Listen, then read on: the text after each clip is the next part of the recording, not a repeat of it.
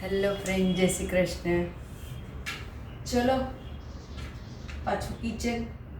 6 વાગ્યા. શું રસોઈ કરશું શું નહીં, રાત થાય ને કંટાળો આવે છે. કંઈ બતાવો ને, શું જમવાનું બનાવું.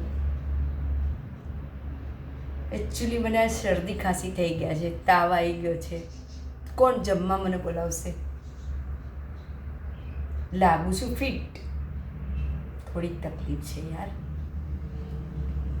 બીમાર થઈ ગઈ છું, પણ મજા આવે જીવનમાં તો બી એન્જોયથી જીવવાની.